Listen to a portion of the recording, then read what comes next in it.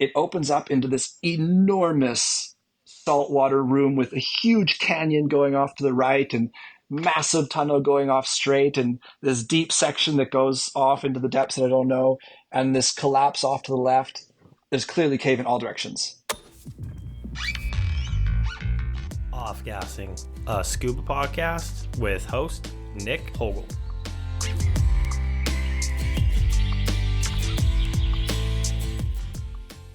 Embracing mistakes as you go through training is a skill within itself. Mistakes will happen, especially in training. Learning, moving forward, and embracing these moments can be some of the most valuable experiences we can use as divers.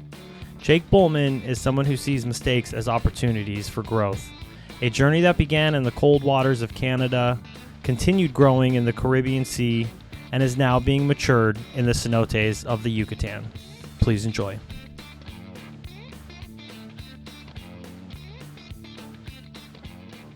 Jake, how are you doing? Excellent. Happy to be here. Nice. And you're currently you said at home? Yeah, I'm in Canada visiting family. I'm not where I was born, but I'm with my family in Ottawa. Oh, okay, cool. Well, I'm excited to hear about where you. Well, actually, I guess where are you from originally? So I'm from Winnipeg, which is west and a little bit north of where I am now, in Manitoba, right in the middle of Canada, pretty close to the border with the United States. It is substantially colder than it is here. I don't handle too well in the cold weather. That's why I moved to Southeast Asia. It's just a little bit more on my temperature zone, so I enjoy. Although I need to, I used to live in the cold weather, but that's a whole nother story. But the first question I wanted to ask you, welcome to the podcast. I appreciate you taking the time to join us today. I'm excited to hear your story, so thank you very much for coming on. And my first question I wanted to ask you is, tell me how and why you became scuba certified. Tell me about that first breath underwater, that first experience. Was it, I absolutely hate this, I'm never doing this again? Was it a life-changing moment? Was it, this is okay? Tell me all about it. So, funnily enough, knowing that I was doing this tonight, I was talking to my family about it, and apparently my memory of this process was quite a bit different than the reality of it. So I feel like I just learned the real story of how this happened about an hour ago, but you never remember things quite the same as an adult would from those years. So apparently, we came to Mexico when I was somewhere in my teens, and we had gone to a cenote and we went snorkeling with me and my family. And that's all cool. But below me, I could see divers going in and out of the caverns. And this I do remember, because I mostly remember being really pissed that they got to do something so much cooler than what I was doing. My memory of it is that it just ruined my day. Like, why am I sitting here swimming on the surface and those people are going into, I don't know, some darkness? And then what I was doing was suddenly very boring and I was done for the day. And then apparently I went back to Canada and looked more into how to go about doing this. And I guess I started Googling, okay, scuba diving seems like a pretty cool thing to do. And I ended up getting open water class as a gift from my mom for my birthday in some year, I don't remember. And then we went and did a class in Canada at the local dive shop. It was 6 weeks of like confined water, which I mostly remember being quite embarrassed because we were in these really old US, what's the name of the company? Yeah, US divers, horrible wetsuits, and just so embarrassed. And we were doing it at the pool. I was a lifeguard at the pool. So these were all my friends and my coworkers sitting there watching me walk around in this horrendous equipment. And we were floating, just doing our skills and whatever. And then we did the first weekend that we had to go do our open water dives. It was the first weekend that the lake was open for diving in June. So the first weekend that the lake is open in June in Winnipeg means 4 degrees Celsius on the surface and all the way down. I was a teenager, so I can put up with a little bit of cold, But my poor mom was freezing like no tomorrow for the whole time. And then we came out and tried to warm up, and it was raining. I remember just going into the hotel room and sitting by the heater trying to warm up. And then the next morning saying, like, are you any warmer? No. And then we just knew we had to put the same terrible wetsuits on and do the same thing the second day. So to say that my first scuba experience was magical would be pretty far from the truth. It was, I remember coming out of it thinking, I'm done with this. Um, I'm curious. So you said the course was 6 weeks long. Is that because it's so cold that they can't actually bring you to the open water, so they just kind of stretch out? Because normally the open water experience for, I mean, depending on where you get it these days, it could be 3 days, maybe like 4 or 5 max. Why was it stretched out for 6 weeks? We only did it one evening a week. I mean, now looking back on it with a bit of experience as an instructor, I'm pretty sure we did confined one theory or knowledge review one. And then we went to the pool and we did confined one. And then that was the end of the week. And then a week later, we did knowledge review two and confined two, or however that goes. And that just took us 6 weeks. Maybe we were really terrible. I don't remember. Maybe he just thought, okay, I need triple the time with these people. So it's funny that you mentioned the old wetsuits, because I'm not gonna lie, I like the whole retro look sometimes. And actually, I think it was like in 2022, 2 years ago, Bear came out with this. It was like a throwback wetsuit from like Hmm. the I can't remember the decade or when it was supposed to come. And I love that look because I've always kind of joked around. And I'm like, man, I want the neon green day Yeah, yeah. glow, bright, just show up to the dive site. I think that would be super hilarious. But The old Patty manuals. yeah, yeah, exactly. I think Yeah, to be honest too, some of the manuals are, they still sport some of those old pictures, or the videos at least, the Patty I can videos you'll imagine. see. Yeah, so you came out of that course with a bad experience. What pushed you to progress after that? Was there a hiatus in between your open water and your continuing education? There was a brief hiatus because I was just wrapping up school at home. So I finished my schooling and I was pretty ready to do effectively anything else from what I was doing currently in life. I said, okay, I think what's in store for me is finishing up school, selling my apartment, and, well, moving out of my apartment anyway. It wasn't mine to sell, but just going somewhere. So I applied for a dive master program in British Columbia. I don't remember the name of the place, but I think it was about 2 weeks before I left. After, to be clear, after I had like sold all my stuff and moved out of my apartment, I think I was living in my mom's house, and then they emailed me and said that we've sold and we're now a commercial diving school. So you can either come take commercial diving classes, or we can just give you your money back. Commercial diving was absolutely not what I wanted to do. So I just took the money back, and then I Googled something along the lines of Dive Master program, and I found Utila and Utila Dive Center. So I watched some videos, and I was 21 or 20 at the time, maybe 21. Yeah. And I watched the videos, and, flat seas, boats, and kids or people my age having a good time. So I said, okay, I mean, I've already got rid of all my stuff, so might as well get going. So I emailed them. Andy Phillips emailed me back 20 minutes later with a thoroughly detailed response, and I said, okay, sounds good. So I did that. And then I went to Utila and spent 3 years there. At that point, were you still open water, or did you have to progress, or did you complete like your advanced and rescue at that point? How'd that work out? No, I did my 4 open water dives, and that was it. So I went down to Utila, did my advanced class with a guy who turned out to be one of my best friends on the island. I lived with him for 2 years, and I was a horrible, horrible student. Terrible. I was seasick, throwing up off the side of the boat. I had taught swimming and lifeguarding, so I'm sure every time they tried to correct my fitting techniques, I'm sure that 21-year-old me was trying to be like, look, I know how to move through the water, man. I'm sure I was terrible. And then I did advanced with him and rescue with his girlfriend, who also became one of my very close friends. So I'm always curious because So when I kind of did the same thing when I turned 18, I basically was like, okay, moving out of my folks' house. I didn't move to another country, but I ended up, moving across the country.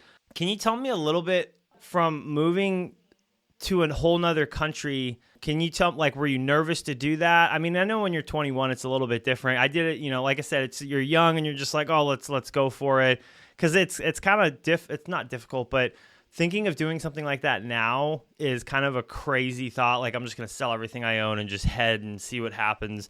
Can you tell me a little bit about, like, were you nervous? Were you, obviously there was excitement there, not knowing, like, how were your parents feeling? Were they like, oh my God, he's leaving? How do you kind of remember that time?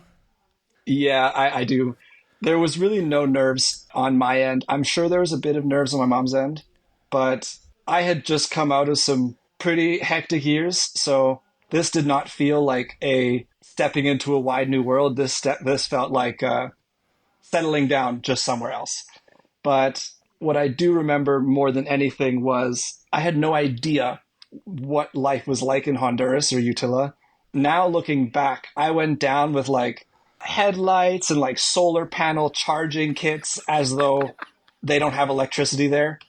Um, I remember looking back and looking at my bag and thinking, man, I feel like I packed for the Amazon rainforest.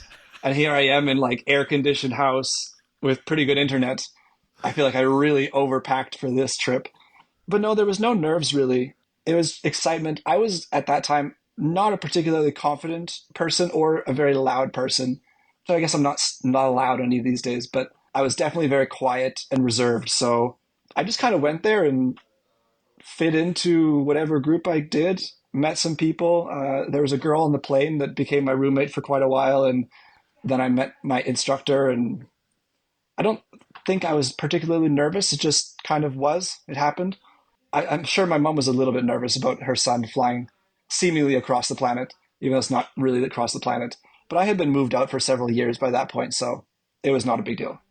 So you met someone on the plane out to Honduras that was doing the same thing on her way to Honduras to do some scuba diving, and then just ended up becoming roommates?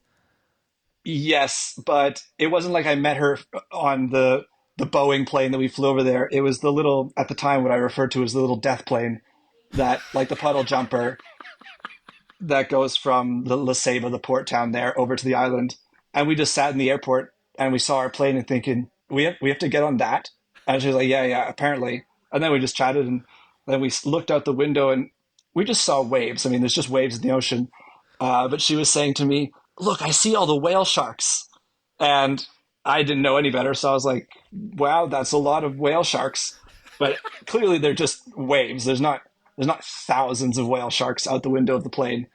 And then we just got to the island and neither of us had a place to stay past the first week. So there was a sign that said renting place. So we just did. Oh, awesome, awesome. Well, tell me a little bit about the time on Honduras, the training. Just tell me a little bit about Honduras in general. And you were there for 2 years, 3 years, you said?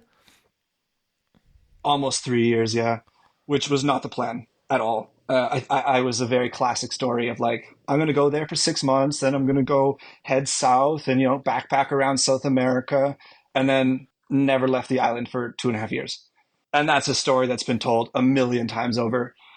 So yeah, I went there and I started working my way through the classes, made some friends, did more partying than I would care to admit, but that's part of the experience as well. And then I started seeing people with like cooler tanks than me and like cooler equipment. At this one party, this guy was talking about tech diving and how he had redundant BCDs.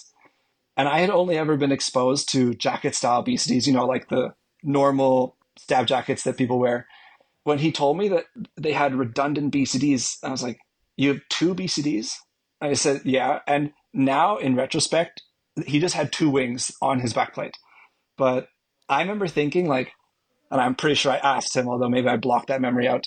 I'm pretty sure I asked him, so do you just like take the other BCD and clip it to you? I couldn't process how you would be wearing two of these jackets and how that would make sense. So I was picturing a diver in the jacket with another BCD just clipped to his side. And then I went and signed up for this tech class. and very quickly realized how dumb of a question that was. But he never brought it up again, fortunately. So I never had to relive that experience until right now. Uh, I'm sure if any of the ProTech guys listen to this podcast, I'm going to hear about this in the coming weeks.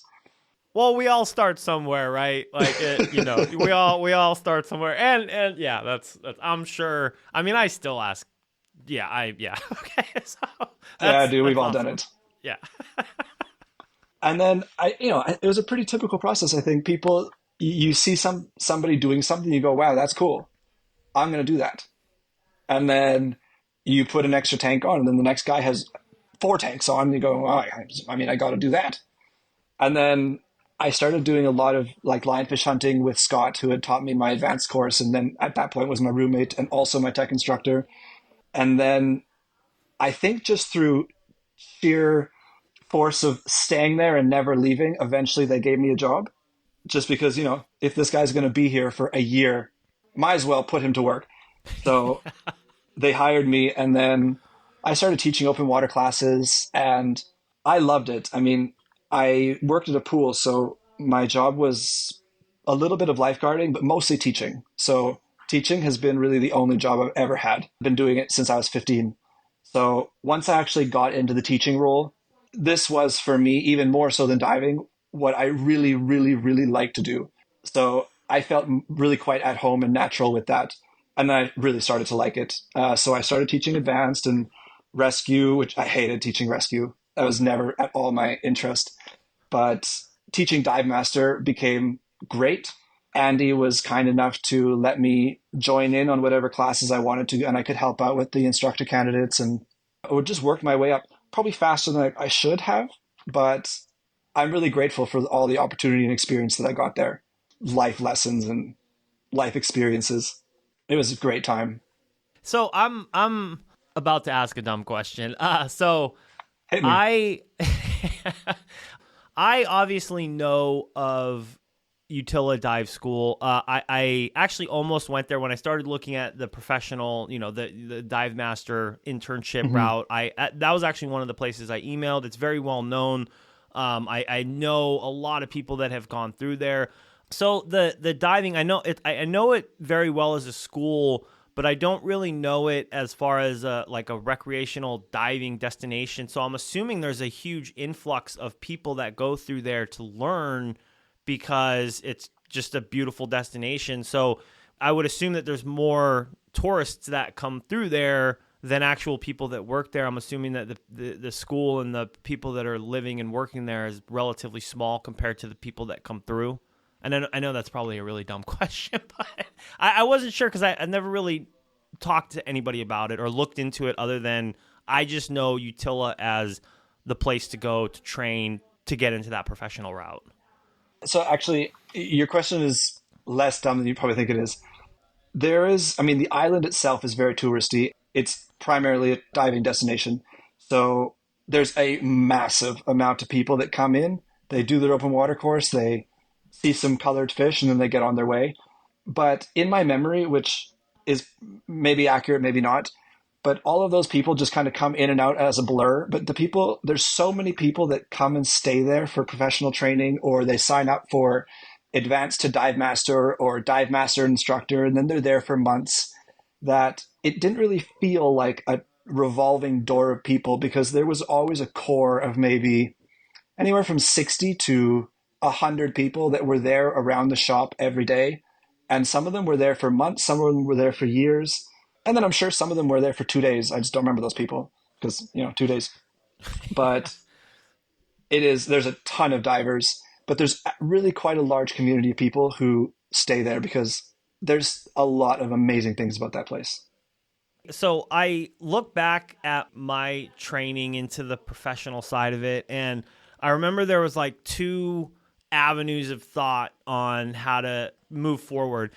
The Utila idea was it seemed like it was such a great place to go meet a bunch of people and then network, because that's how I felt like, I was meeting people in Indonesia and Thailand, like, oh, I went to Utila and then, went through the program, ended up becoming friends with so-and-so who moved out here. And then, hit me up and said, "Hey, let's come out here and work." And whereas the other route is to go and have those smaller classes, and I went the smaller class route, but a part of me kind of wished, I went to that bigger school just to kind of meet people. Because I think they both have their benefits, right? I would, the grass is always greener, Mm-hmm. right?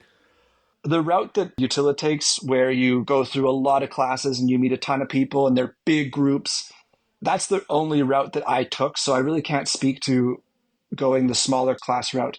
But there was a lot of benefits in the way that I did it.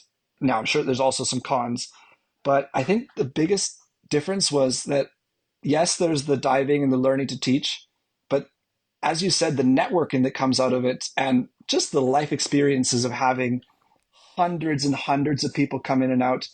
And I mean, in my experience, I was 21 or 22, so there's just a lot of fun that you can have in those years, which was more valuable to me than any of the diving stuff, to be perfectly honest. I'm really glad that I'm not doing that these days, but I'm glad that I did that at the time. But when you're teaching groups of, I mean, I remember teaching open water classes of 16 people. Now it's divided, there's 5 instructors in the group, and then 7 interns and 3 dive masters and 16 students. There is a certain skill set that comes with doing that, particularly just managing interpersonal things throughout the class. If you have a group of 2, the likelihood that they're reasonably moving at the same pace is, okay. But if you have 16 people, the likelihood that they're all moving at the same pace is effectively 0. But you still need to try and get the job done without, doing anything unsafe. And I feel like I learned a lot, and I would not do it differently if I were to go do it again. My cousin is now actually went through that process the last 2 years, and she did it very similar to what I did because I couldn't recommend it enough. It was a really amazing time, and I learned a lot. The raw teaching experience that you get from teaching hundreds and hundreds and hundreds of students packed into a very small period of time is unmatchable. I can only imagine, just because you're kind of learning to manage the chaos in a sense. So there's, I'm sure, a lot of really good experiences that came from that. And then plus I always like to say, a lot of the time, it's the diving is such a short amount of time, the actual time that you're in the water. Well, I guess depending on the type of diving you're doing, but it's the friendships and the connections that you make, your time outside of the water. And I've even heard, a lot of people say, especially when you're getting into the type of diving that you're doing today, you want that good relationship outside of the water before you're like, hey, we're about to go spend 4, 6, however many hours inside the water in, essentially an extreme environment. But I just wanted to bring it back a little bit, because I know for me, it was kind of a tough transition. How was your transition going from the recreational side to the technical DIR? Now the standards are a little bit higher. It's not just kind of floating through the water. I know everyone has a different recreational background, so I don't know if you had that going into it, or was it kind of like, okay, we're relearning everything in that first technical course because everything I'm doing is wrong, essentially.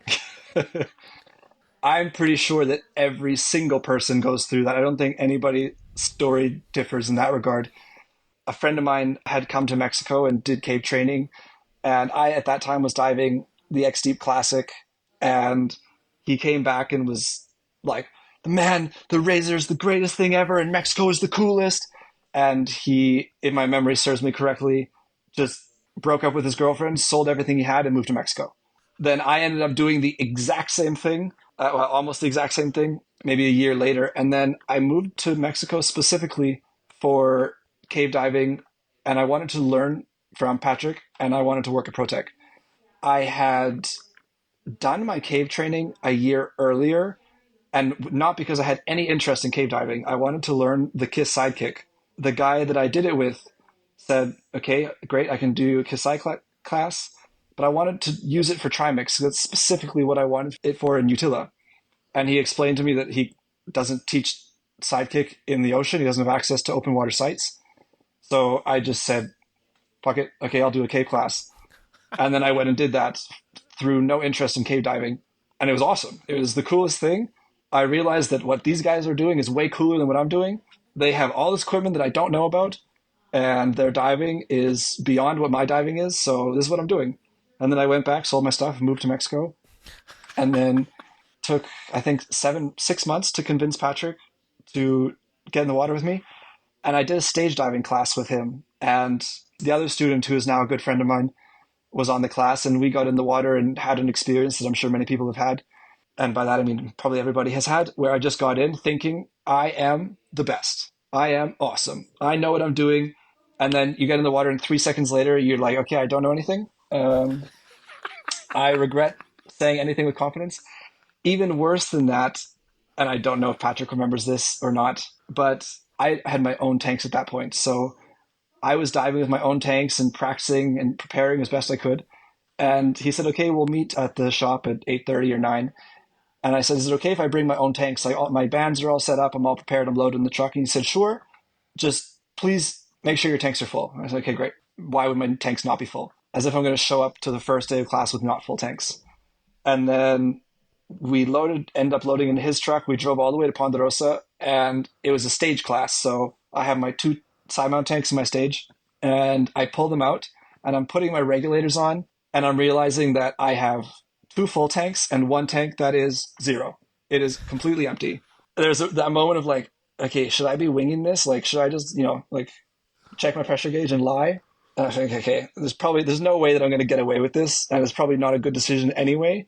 So I just had to go over and be like, Patrick, one of my tanks is empty. So yeah, we got a problem here.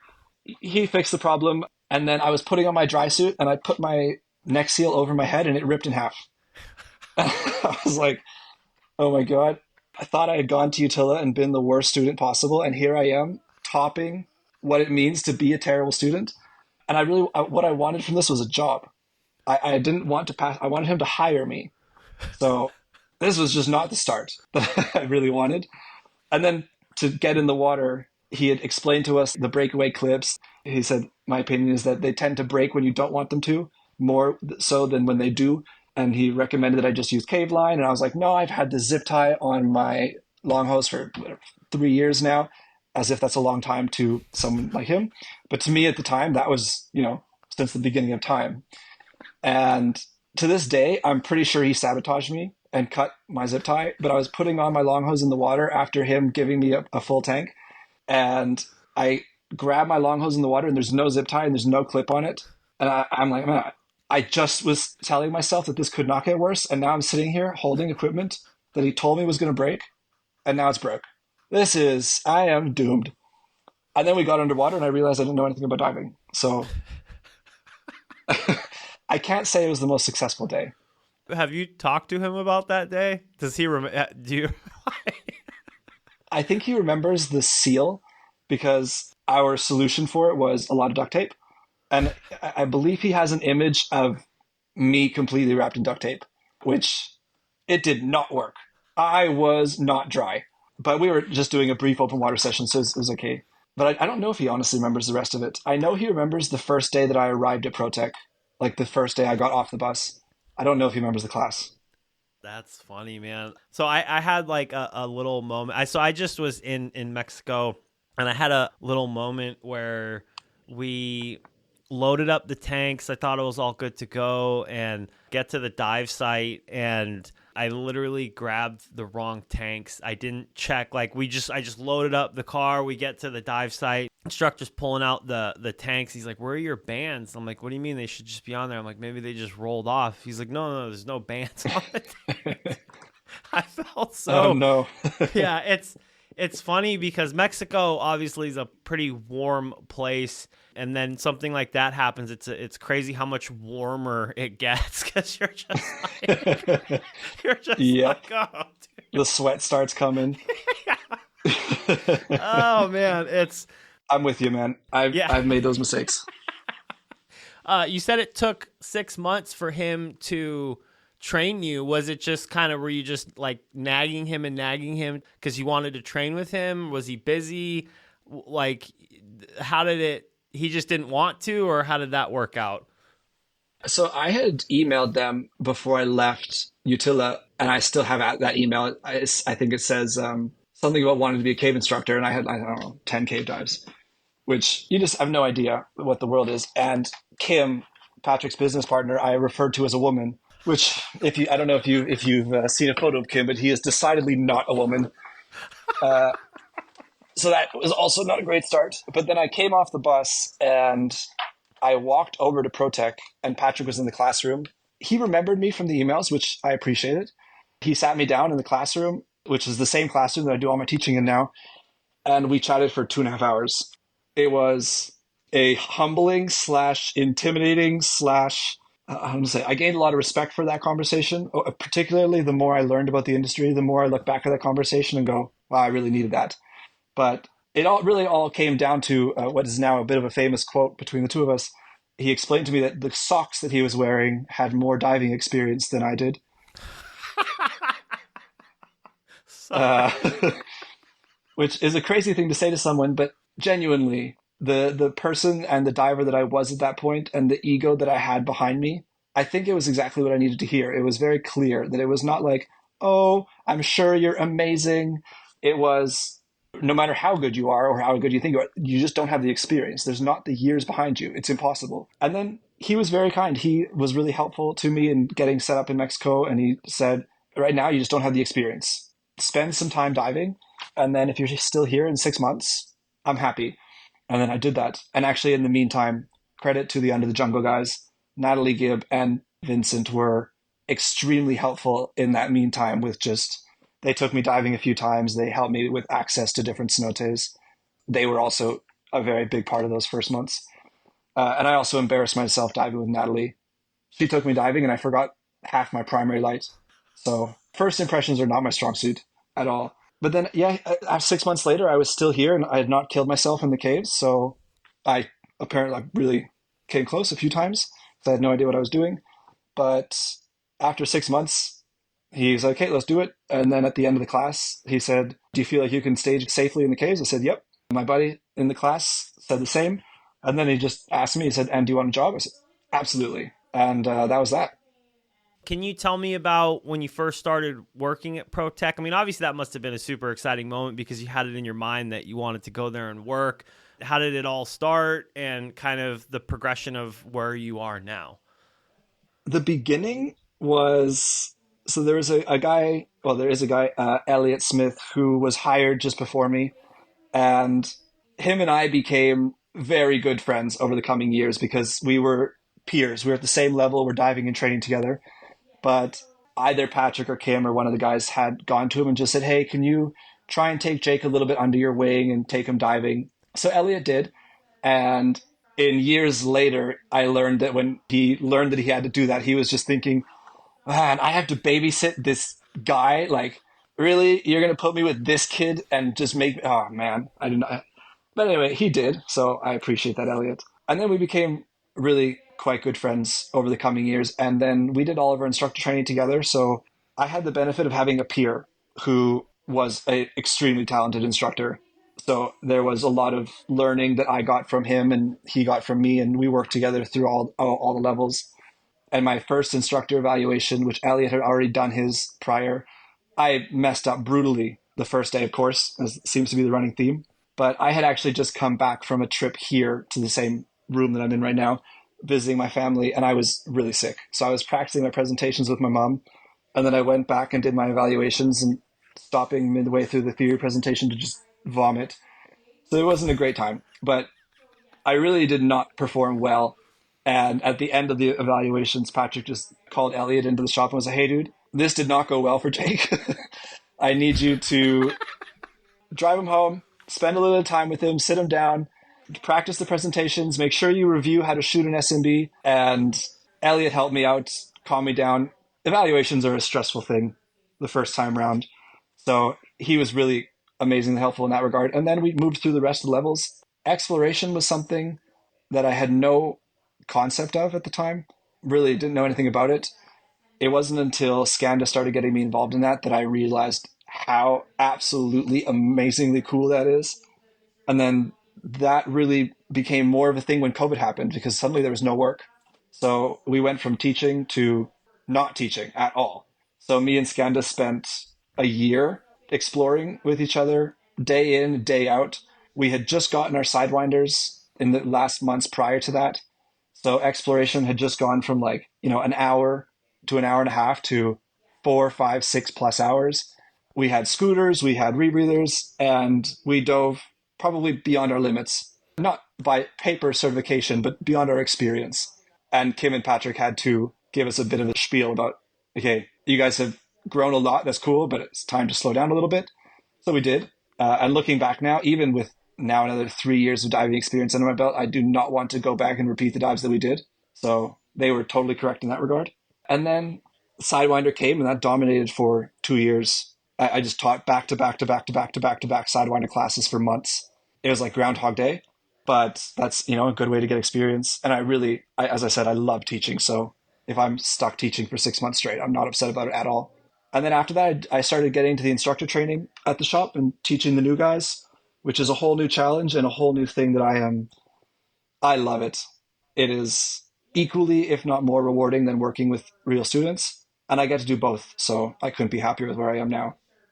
So I completely get where you're coming from with I'm so I hate saying that I'm like bad under pressure, but I'll have something down, right? Like I'll have something down, I know how to do it, and then when I'm in a class setting where I'm the student and then the instructor's looking at me being like, "Okay, now you need to do this." My mind just goes blank. That's when the heat comes in, I'm starting to sweat, and I'm like, what happened? I'm like, literally there was something where I had to repeat signals, and I literally got to where I could just repeat them, hand signal, know what they are in my sleep. Like I felt like I knew them so down. And then as soon as someone asks me, the instructor's looking at me and she's asking me, I'm just like, what I hate it so much. But as far as you as a student, what is the most challenging for you? And I'm assuming it's that pressure side of it, or what do you think? Because I always like to ask people, because I know for me, I feel like I could be a really good student. I'm very open-minded, but when it comes to like, okay, you need to do this, this, this, and this, and then they look at me and I'm just like, what did you just say? Yeah. For you and anyone else who's listening to this, believe me, your instructor has done that enough times. We've all been through that experience. But I think the biggest thing is when I first started, and I mean, everyone goes back and is a student. Actually, just when I get back from this, I'm a student for 3 days back in Mexico. But at the beginning, when to me, my whole world was diving, I tied like my ego to my performance in class.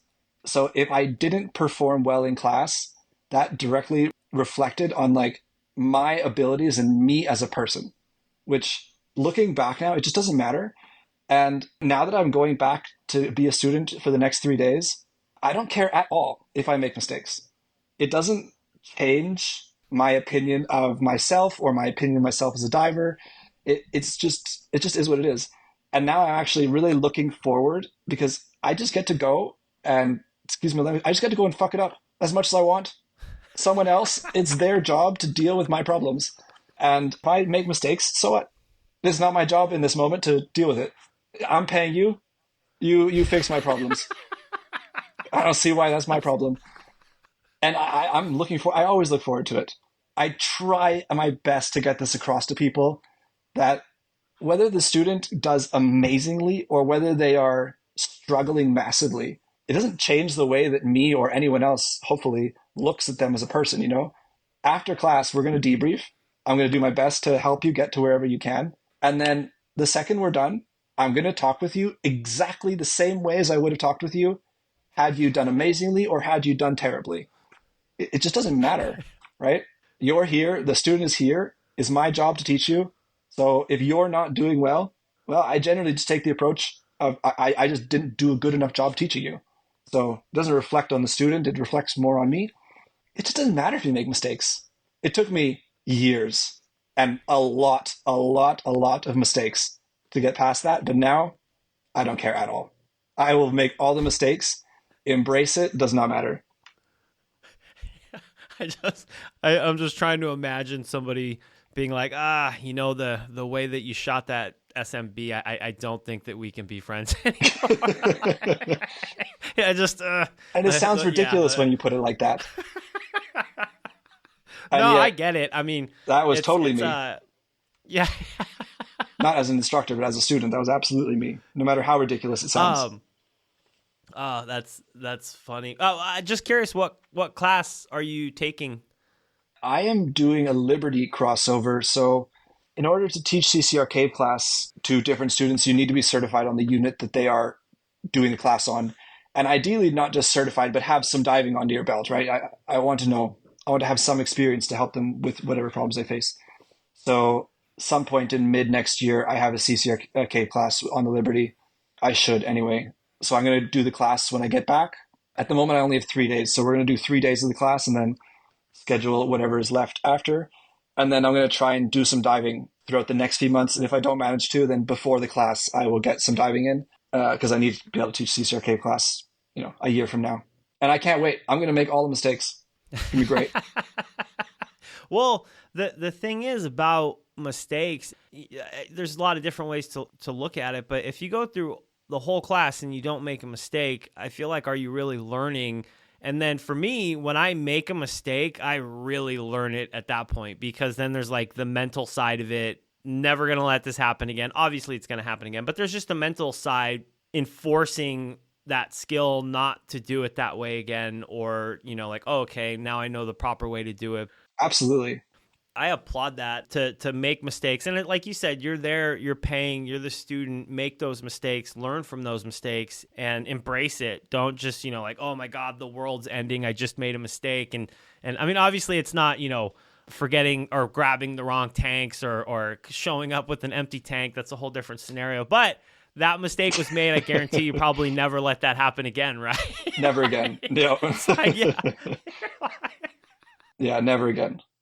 Back to the exploration side of it, that's something that, obviously is very appealing. There's, the seeing people explore and being the first person there and the unknown side of it. Do you have any explorations that really stick out as your favorite, or the most memorable? Might not even be your favorite, but just, because I always say, like, sometimes the worst of times are the most memorable times. That's what you're going to remember. And it seems horrible at the moment, but then you look back on it and you're like, dude, that was the most amazing time that we had.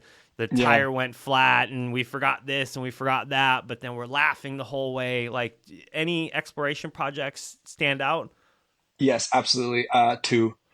As I said, during COVID, we were working on doing a lot of exploration. And one of the projects was a cave system called Rahina, south of Tulum. And I really wanted to connect this into Oshpelha, which was beside it. So Skanda, me, Patrick put our minds to it. And I didn't have any really, really good exploration experience at the time. To me, exploration at that time was, there's a cenote. I go in, I put 100 feet of line, and then the cave ends, and that's the extent of it.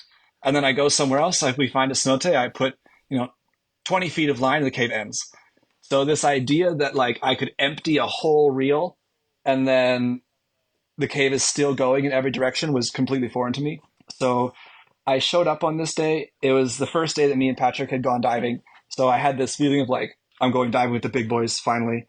And I had ideas. I said that I could empty a reel was foreign. So we had this huge exploration reel. I pulled it out of the shop and, it was a fifth full maybe. And I look at this and I go, yeah, it's tons of line. Like, never in my life have I laid this much line in a single place, because I just hadn't. And I pulled it out at the dive site and Patrick looks at me like, what is that? Where's the line?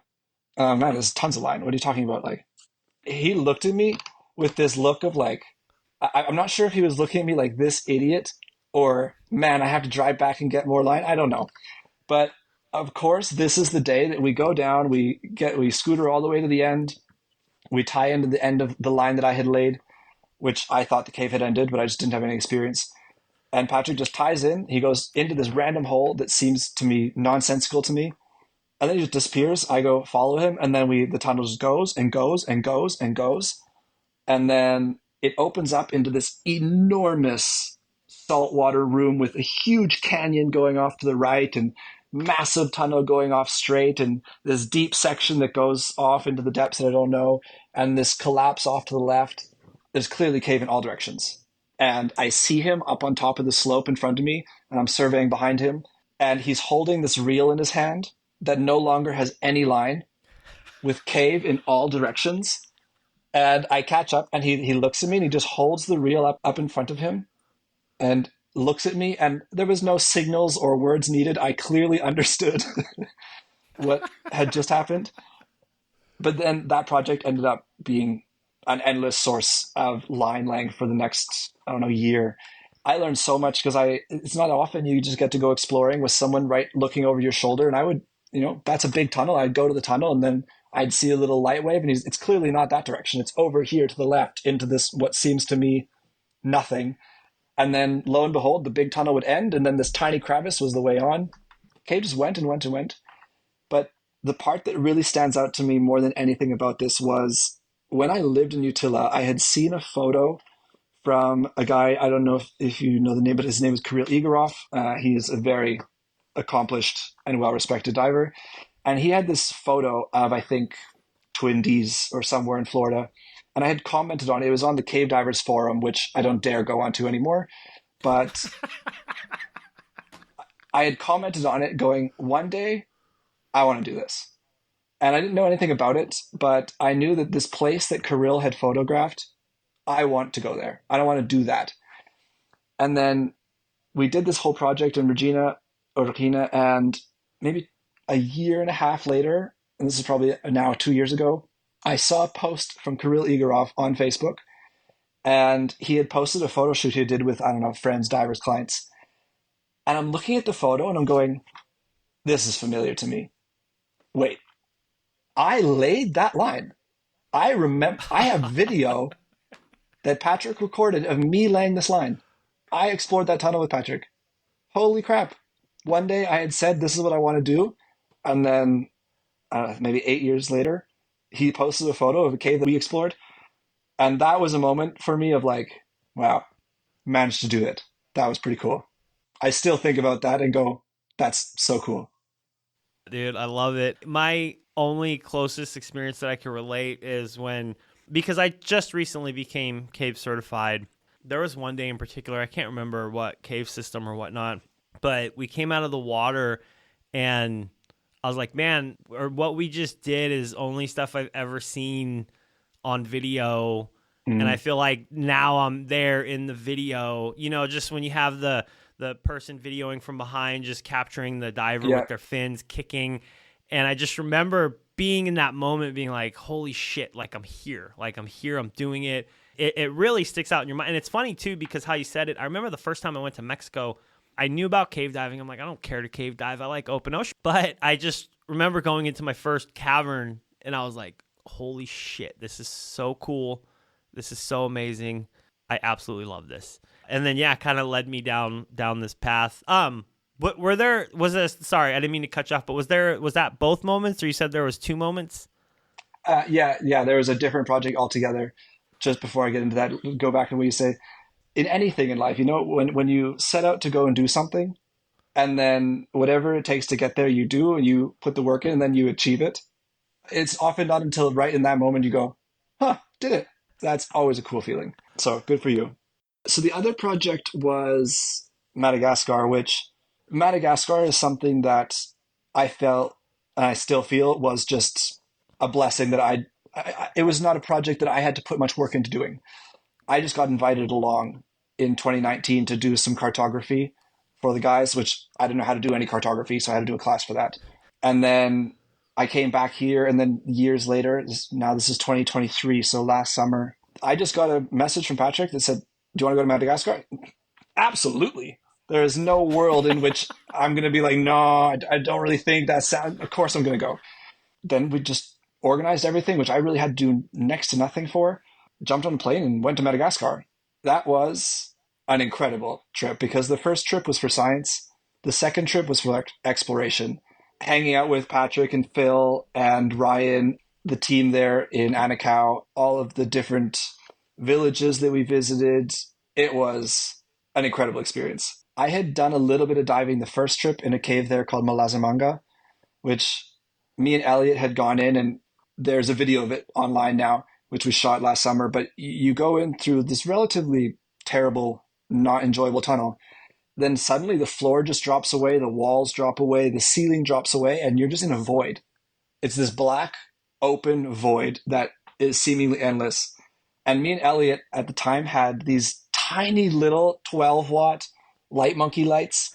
We were just swimming through this, and our light, doesn't penetrate 5 feet in front of us, even if the visibility is perfect. I ended up having to get rid of that light because my cavern students had better lights than me, and I couldn't signal them down. And I remember waving my light, and they don't see me. And I thought, okay, this light's got to go. So come the second expedition into Madagascar for me, I had a much better light, and we used video lights, and we did a lot of exploration. Not a lot. We did some exploration in Malazamanga, some exploration in the other caves in a different area. But shooting the video in Malaza and getting to be a part of this project that I had watched the videos of for years, and I always really, really wanted to be a part of it. Getting to just be invited to that and get to take part in that was a project that I'll never forget. It was a blast. Even aside from the diving, it was just so much fun. So much fun hanging out with everybody. Yeah, that was a project. I didn't have to go searching in the jungle for the holes. I didn't have to do much of anything. I got invited. I got to do some incredible diving, lay some incredible line, hang out with fun people. That's the other one. That's up there for me. Last couple of questions for you before I let you go. And thank you. This has been absolutely amazing. The second to last question, I should say, is obviously being a member of ProTech. ProTech is a very well-known place, ProTech Mexico, across the world. Someone's looking to go diving, cave diving, become a student, maybe kind of pursue that path. Why ProTech? Why choose ProTech? I mean, so I chose ProTech, and I did quite a bit of research, and I looked around, and there's so many nowadays, which is great. There's a lot of articles on how to choose your instructor, which I'm sure there was at the time as well, but there's even more so now. What I wanted was somebody who does the diving that I want to do one day. I don't know what exploring is, but I want to do it. It sounded cool. I wanted to do deep diving. I wanted to do rebreather diving. I wanted to use scooters. I wanted to do all of this stuff. I wanted to do it in places that are out of the ordinary. When I looked online, there's really very few places that did this and wrote articles about it and were doing it around the world in different countries. So I said, okay, if I'm going to learn from somebody, I want to learn from somebody that is exactly where I want to get. To me, that was ProTech. I still use the same approach when I choose my instructor for different classes. And I hope that this is still what brings people to ProTech, because we are out there doing the diving. And that is really what it comes down to for me. If someone is not out there diving, I'm probably going to go pick someone else. Now, that being said, that's always been my reason for choosing an instructor. And now doing instructor training this last year, I do way less exploration diving than I would have liked to. So I need to, that's my big goal for this coming year. I spend so much time now not going exploring that maybe I should give different advice, but it's going to come around again. But that's really what I would say. The ProTech team gets out there and does the diving.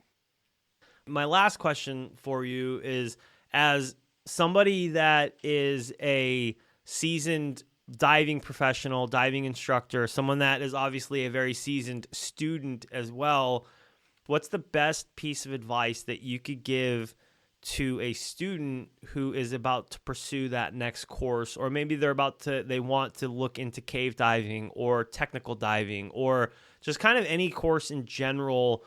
What is the best piece of advice that you could give to a student, essentially, that's going into their next course, whatever it may be?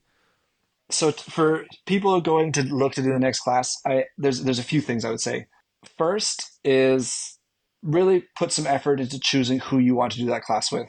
You may not have the same reasons for wanting to do a class with someone as I do, and that's totally fine. But having had amazing instructors in my life, and having had instructors who might be amazing, but really just was not what I wanted, and then I'm sure I've also had some not so great instructors in my life, it's worth spending the time, because you're going to, particularly from a cave diving or technical diving level, you're going to spend not only hours in the water with this person, but you're going to spend hours and hours in the classroom and driving to and from cenotes, in the jungle and with land drills. You're also going to be diving outside of your comfort limit, or outside of your experience limit, more accurately. That person is going to be heavily involved in making sure that you do this safely. So it's worth spending the time. Secondly, would be, as anyone who's gone through these classes, they're not cheap. So put some effort into being as prepared as you can. Now, that does not mean reading Facebook posts on how to cave dive, but just reach out to the person, ask them what you can do to prepare. I think 2 years ago was the first time that someone had ever, without me prompting, emailed me and said, here is a video of us. He sent me a video of the whole team, their configuration, their trim, how they dove, how they move underwater, because they were coming in for a CCR cave class.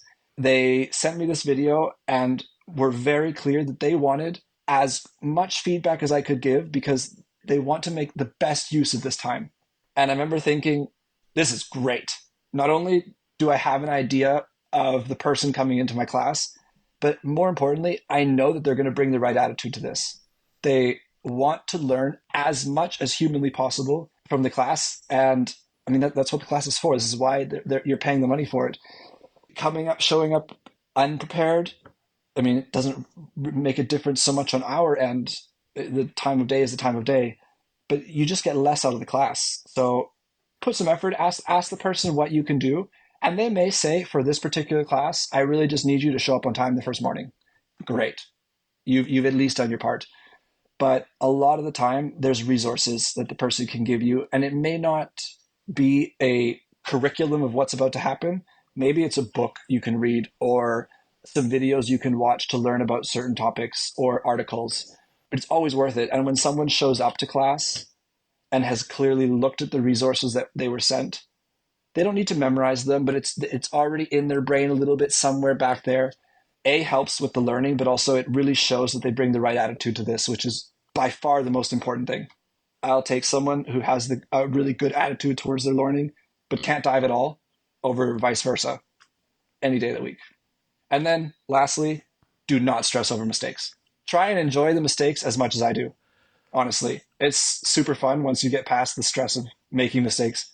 Hopefully the instructor's not judging you for them. So just embrace it. There's a couple of points that you hit on there. You know, one of the biggest things, I don't want to say like I hate, is I don't want to say I hate the comment, but then like, oh, when you get into this sort of diving, you know, don't think about the money. And I hate when people say that, because I'm like, dude, no, it is a lot of money though. And I'm not going to say, oh, I spent all this money, but it is a lot of money. So choose your time wisely, because you're putting your time in, you're investing into it. And that's why I completely agree. You know, like when I reach out to a potential instructor, it's not necessarily, you know, the interview, I guess, works both ways, because I know that the higher level of diving you get, the instructor wants to know who the student is. But me as a student, I'm like, am I going to get along with you? Because you could be the best instructor in the world, but if we don't vibe, we don't click, I'm not going to get the best out of what I can do, or I'm not going to achieve the best, you know? Jake, man, I really, really appreciate you coming onto the podcast. This has been awesome. I did see you one day at the Ponderosa, I think, but I don't think I actually got a chance to meet you in person. So next time I'm in Mexico, I hope, you know, we can hang out, grab a beer, just, you know, shoot the shit. But thank you very much. This has been absolutely wonderful. So thank you. Yeah, dude, come on by. If you see me in the cenote, come on over and chat. I'm always happy to chat with people.